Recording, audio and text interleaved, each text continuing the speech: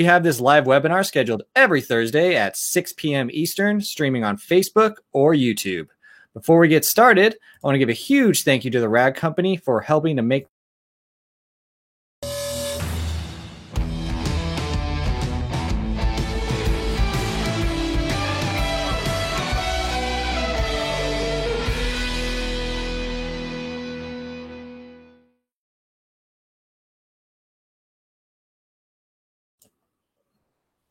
All right.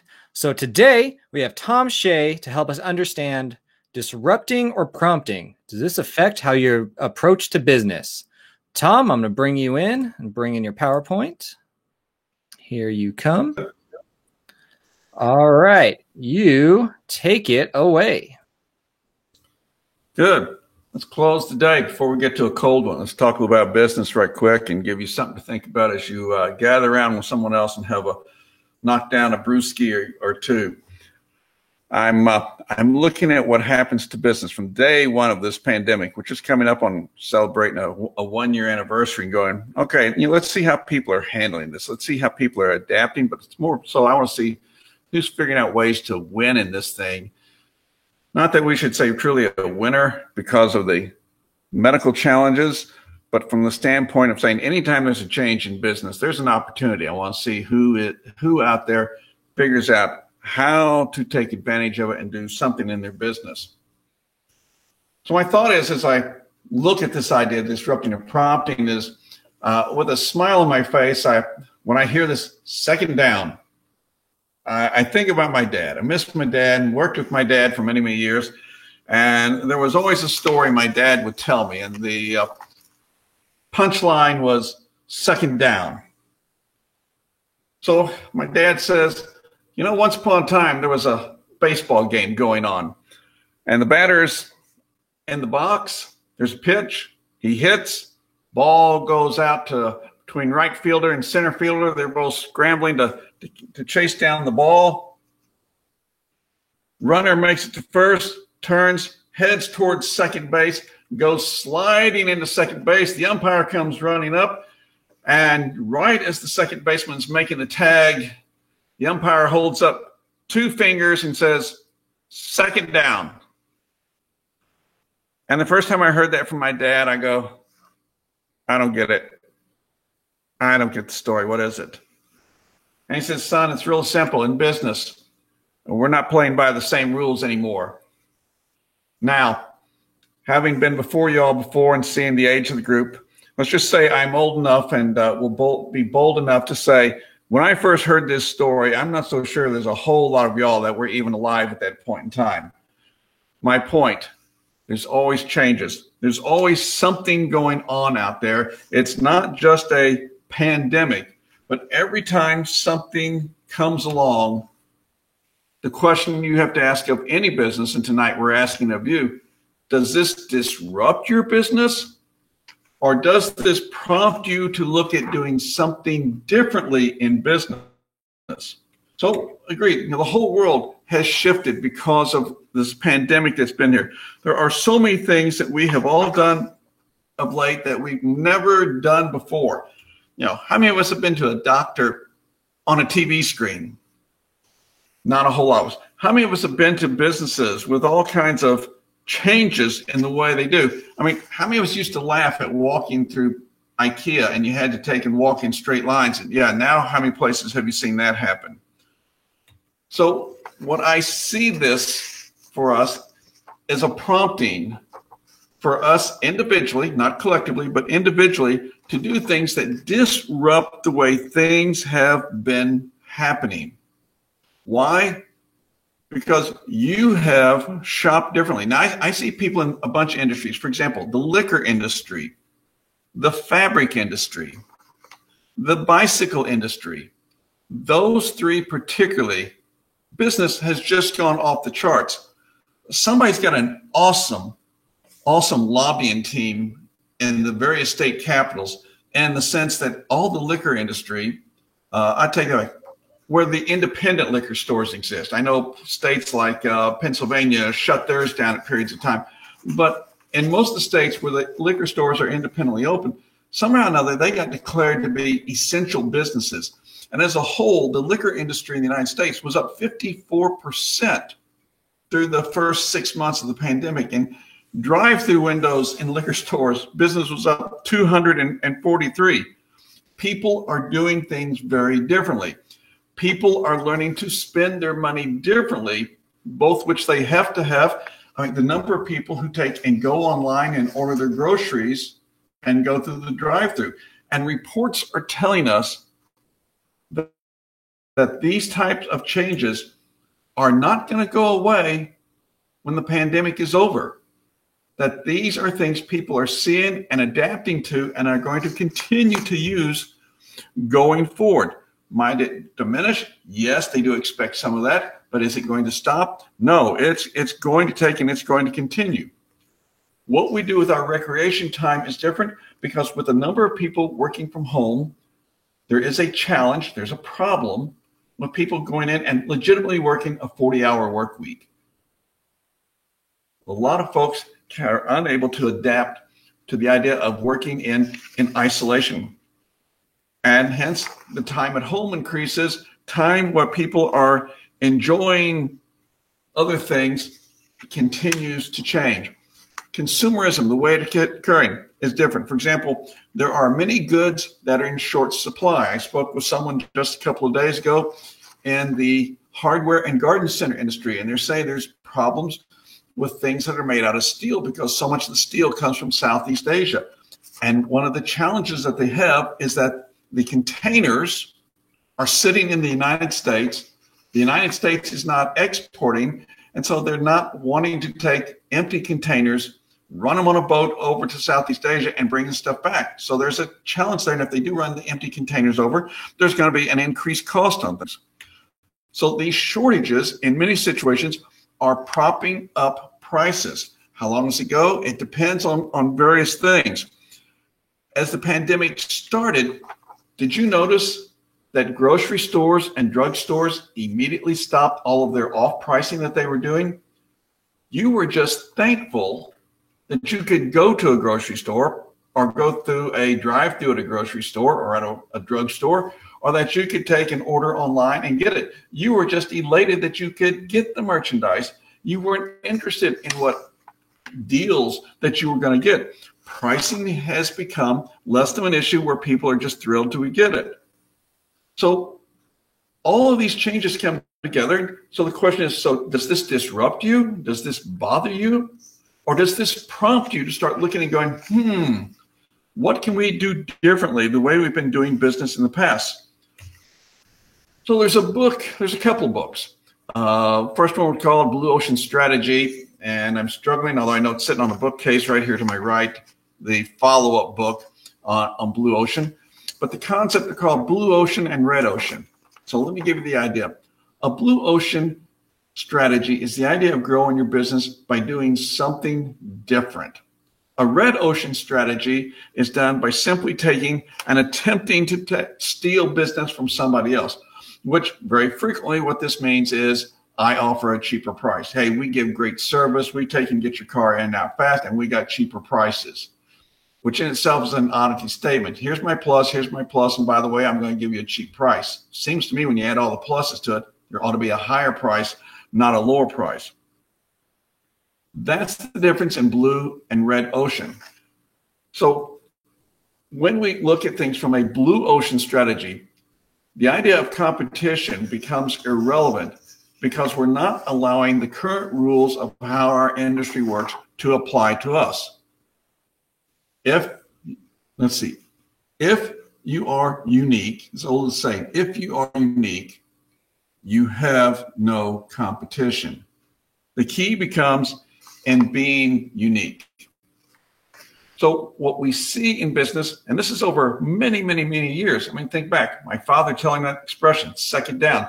Most unique concepts are something within inside an already existing concept of how you do business. And what we learn to do is in our business, what we're selling to is a customer who appreciates and enjoys their physical possessions. Whether you're taking care of their airplane, their boat, their car, anything else that they have. These are customers that we need to take in and understand what it is that is most important to them. So what I've seen over the last now 12 months, and it began to develop very, very quickly, how businesses responded to the pandemic. One example of poorly done is a hotel that we have here in our area. It's a La Quinta. This La Quinta has been running the same commercial over and over and over. And it says, hey, here we are in your area, and we've got a meeting room, so you can host up to 150 people in your meeting room. And if you have people coming from afar to take and come to your meeting, we've got hotel rooms for rent. And by the way, all of your guests and you are going to enjoy our cocktail hour every evening with a buffet snack bar. And when you get up in the morning, you're going to enjoy our buffet breakfast. And I'm thinking, as this commercial, which has ran for several years and continued to run even in March, it's like, how inappropriate is this ad? Let's see. You're in a state and they don't allow crowds larger than 25. So that kind of shoots your meeting room. Hotel business barely went down to nothing. And how often do you find out there somebody who's still got a buffet, or somebody who even wants to go to a buffet? So my three groups that I see in these businesses. Number one, I call these folks the homers.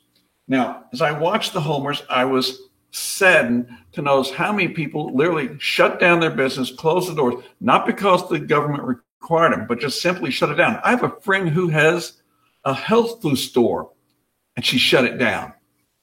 What's going on out there disrupts our business, the way we're used to doing things. And so we literally shut down, and we're going to sit on the sidelines and see what it is that happens. I noticed in our community, two businesses that announced, it was in the news, it was on Facebook, that they were going to shut down, not just now, but permanently, to the extent one of them said, when we get to reopen again, we're going to start our going out of business sale. It's like, you didn't see anything further than the initial shutdown phase. You don't know how long it's going to last. You don't know what the differences will be. You've just decided, like, you think you get this crystal ball, and by gosh, we're just going to quit. So we see this with many of them. We're just going to quit. Not going to do anything. And with the other ones who just, well, we're just going to sit here, shut down, and see at some point in time when we can go back doing business. We have restaurants in our area that have simply shut down, waiting it out.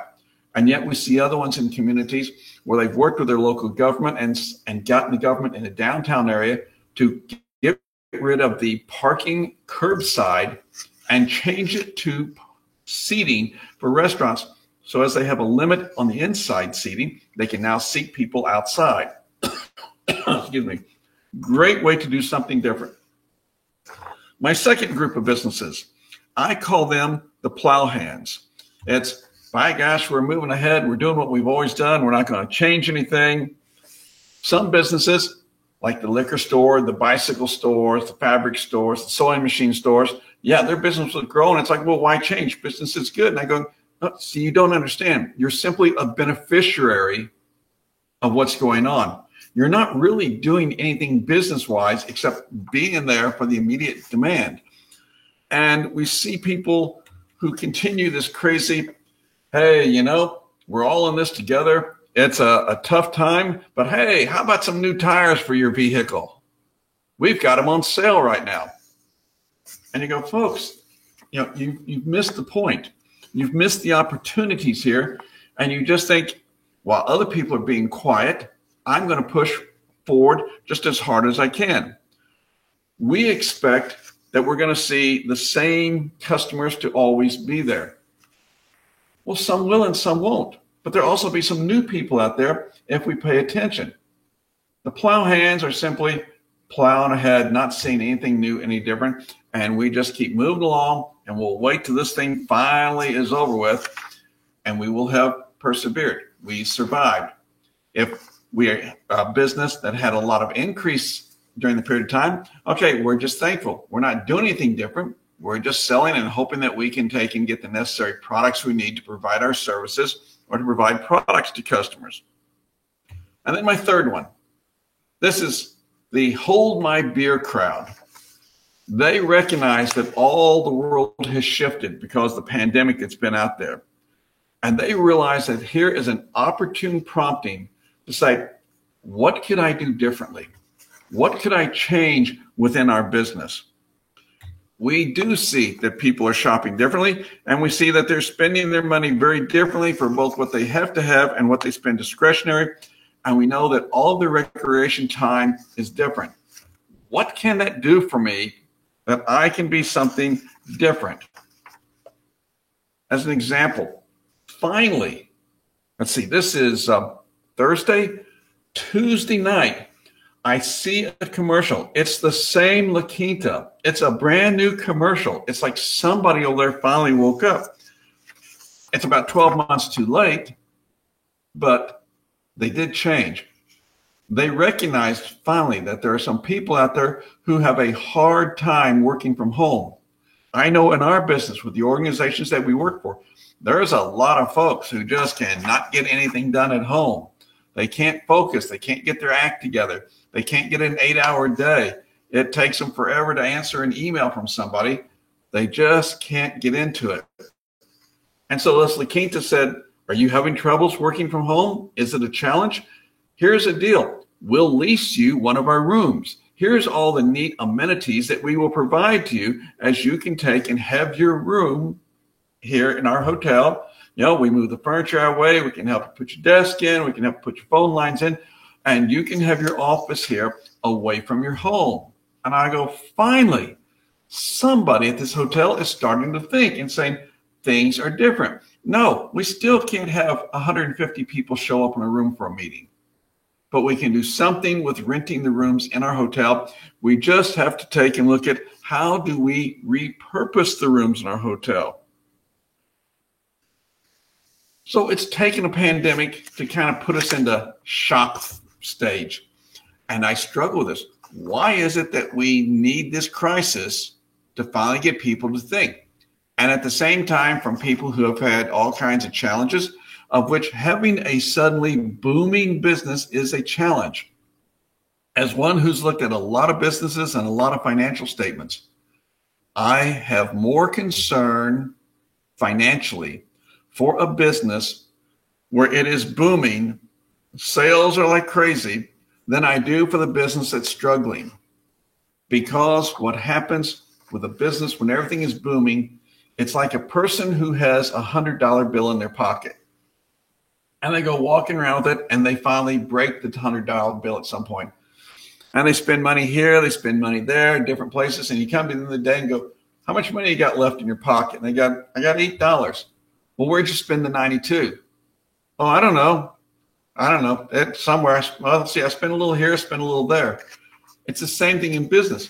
When the money becomes more flowing, businesses have a tendency to become sloppy at what they're doing, and things can really come off the rails at that point in time. That's my biggest concern that I've got for these people. So where do I see some people who are being really sharp about things? So I have a friend who has a restaurant.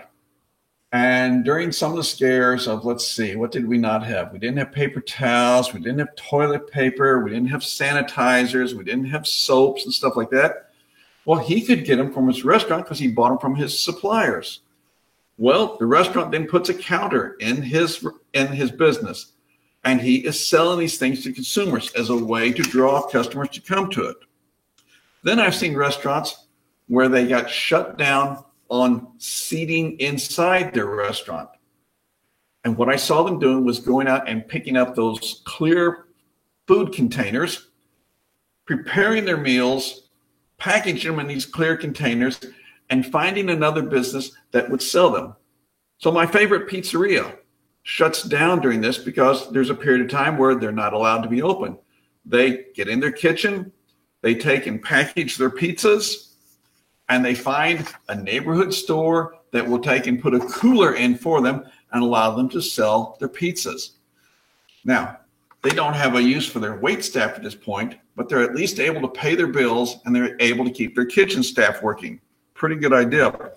I saw an appliance dealer Same thing, concept of not getting people into the business. So they started taking samples of all their appliances, strapping them down to a pallet, taking their forklift, and putting the products out on the parking lot. Yes, the state law says you can't put people in the store. Okay, great, fine with that. Everyone else simply shut down. This appliance dealer put the products out on the parking lot. Okay, state didn't come up with an edict about, hey, you can't sell off your parking lot. It just said you can't sell in your building. Or how about this one? I thought this guy was pretty cool. A lot of states have this thing about not letting barbershops, beauty shops, nail salons open. So this is an old hamburger stand and has a drive-through window like many of the fast food places. And this barber goes over and rents this empty building, as you see, puts a bench out there, puts a seat on the bench, and the customers come and sit in the drive-through, and he reaches through the drive-through window. All right, so the law of the state says, hey, barbershops cannot open. He's not open. Okay? Customers cannot come in, but he leans out the window to do it for you. Can the state maybe come after him at some point in time to grab him and tell him don't do that? That's a possibility. But kudos to the guy who is thinking of it and trying something different. Now, it hasn't been just during the pandemic. Let me show you things that we've all observed in the last couple of years about someone knowing how to adapt their business. There was a business called Batteries Plus. Now they're called Batteries Plus Bulbs. And if you walk into a Batteries Plus business, you'll be amazed at all the different things that they sell. All kinds of LED stuff and all kinds of security stuff for your home. Lots and lots of different things. And now they fix cell phones. Why? Because they saw an opportunity based upon the customer that they were drawing initially. There was a restaurant chain across the United States called Boston Chicken. The problem Boston Chicken had was that chicken was not the number one food that they sold, yet it was a part of the name. And so they changed the name from Boston Chicken to Boston Market. Why? Because you're driving down the road, you see them, you go, I don't feel like chicken tonight. Well, they had other things, but the challenge is people not catching it, that it really has more than just one product. Dunkin' Donuts has taken the word donuts off the name because they are expanding their product offering. And the same thing with Domino's Pizza. They're not Domino's Pizza anymore. They're Domino's.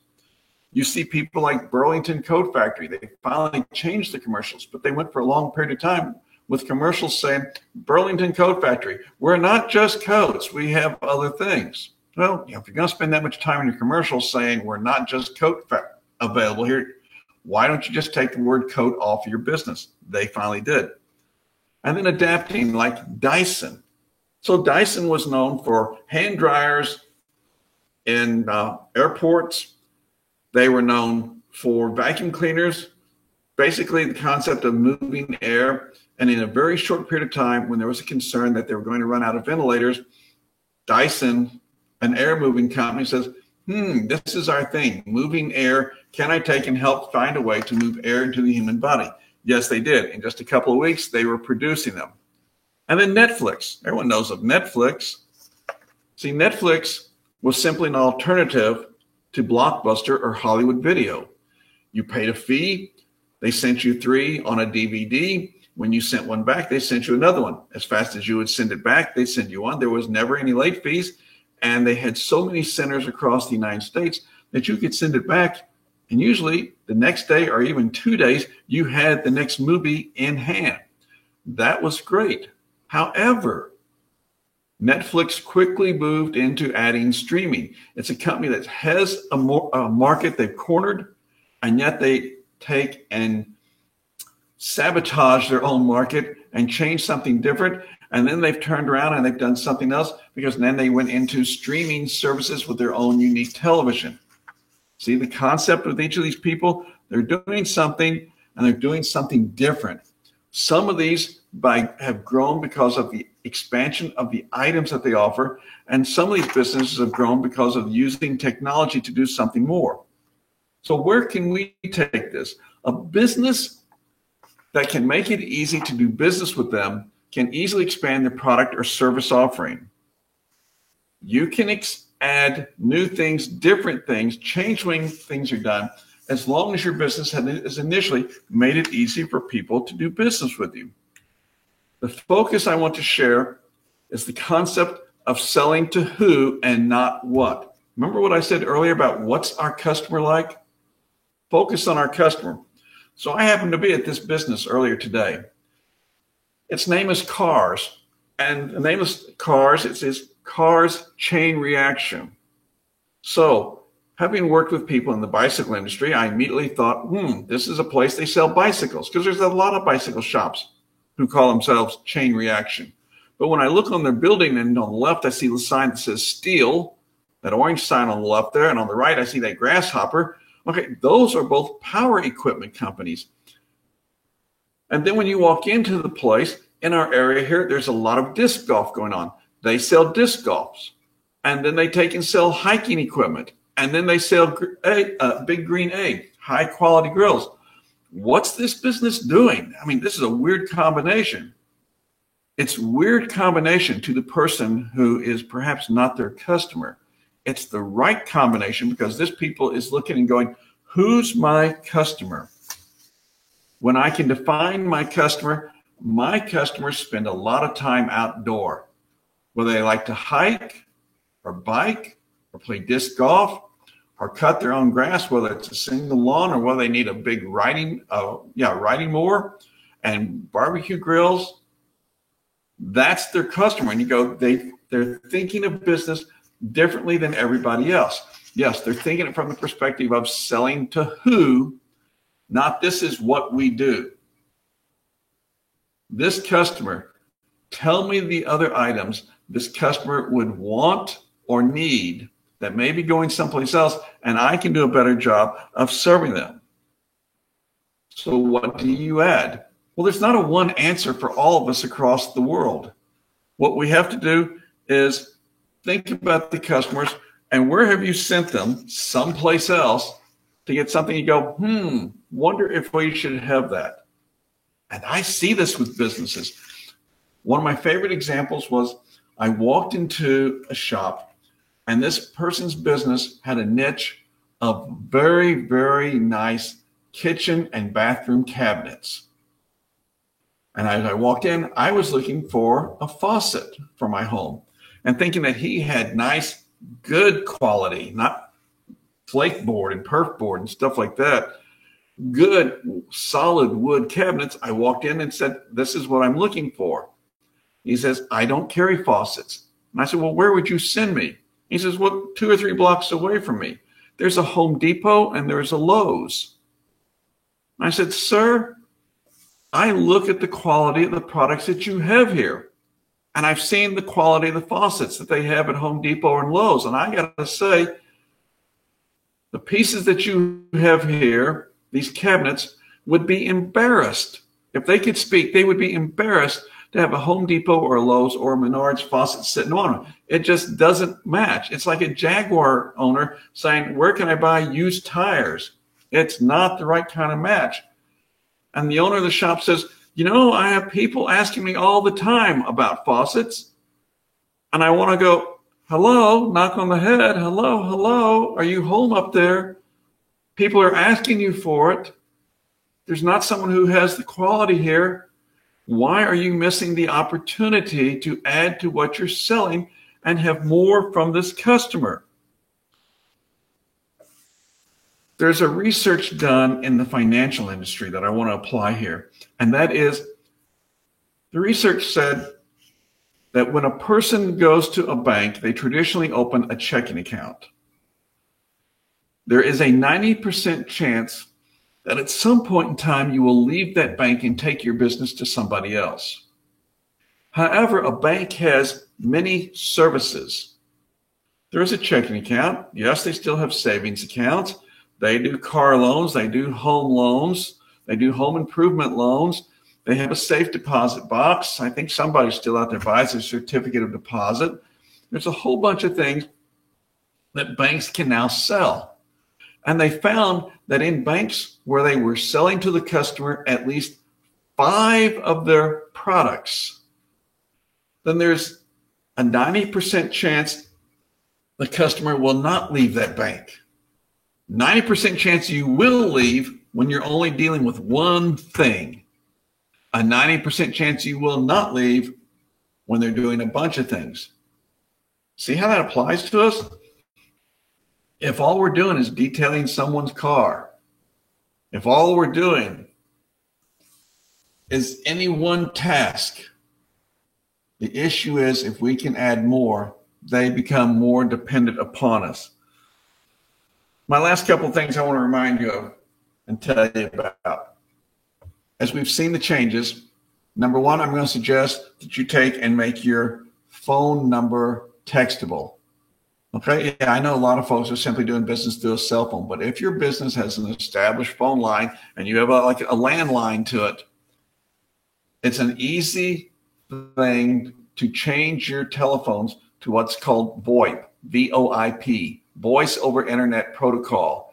And as we did it in our business a number of years ago, our phone bill went down by 80%. If you text our office number, the text is immediately converted to an email that we get. Tell customers that your phone number is textable. Think about yourself. How much more have you texted people or messaged people through Facebook than you did over a year ago? People are more into these type of technologies today. How many ways can you allow a customer to communicate with you? The more that you allow them, then the more customers you're exposed to, because they each have their preferences. And when you respond to a customer, respond on their particular channel. Don't text back to someone and say, sure, we'd be glad to talk to you. Here's our phone number, call us. If the customer wanted to call you, they would have called you. They texted you. You text back to them. With your website, and if you offer products and anything that you have online, look at the details that you're putting there, the information you tell about the images that you put, the product reviews, and be careful with product reviews. I've seen so many businesses that pay absolutely no attention to the reviews of their own business.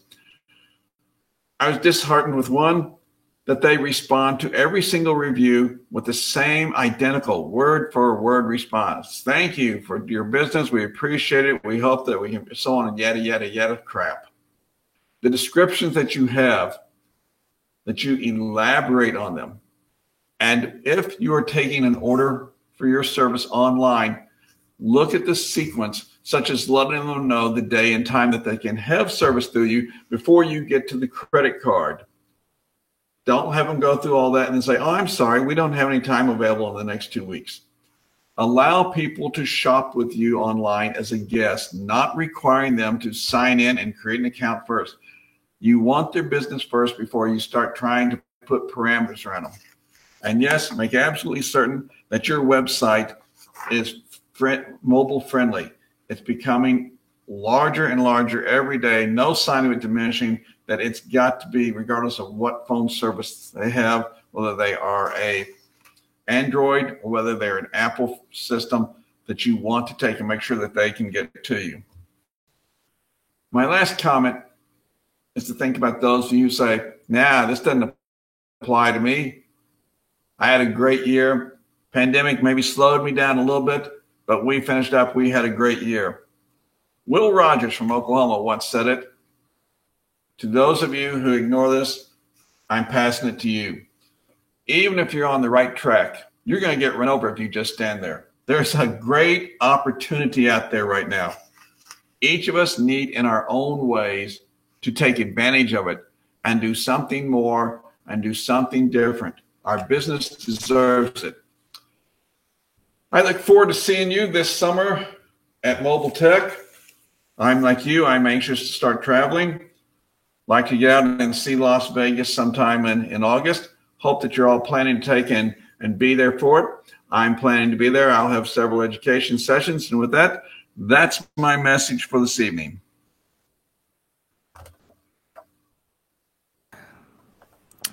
Thanks, Tom. That was awesome.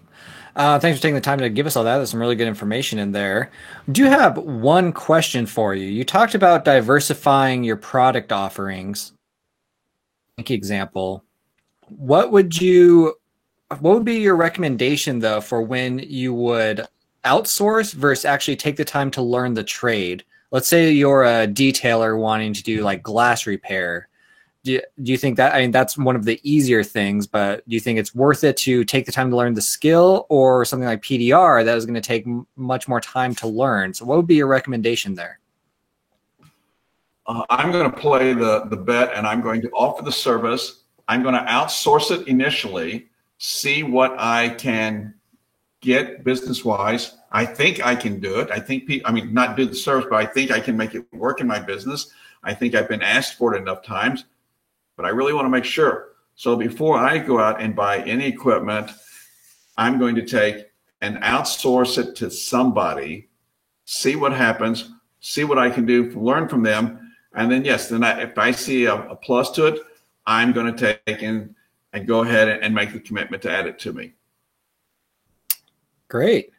Well, that's the only question we had. So again, thank you very much. And again, thank to our other sponsors. We have the Rag Company, G Technique, Coach Shimi, and PNS. So Tom, I really can't wait to catch up with you in Vegas. It's going to be here quicker than we know it. And hopefully our world is a little bit back to normal by then. I hope so. I've had my first shot. I'm ready for get my second one and get this all over with. Awesome. Well, next week, again, Thursday, 6 p.m. Eastern, we have 2021 Extreme Focus on Your Business with Mobile Software, presented by Jody Cedric and Ron Puzzi from Zenware. So thank you, everyone, for joining us tonight. And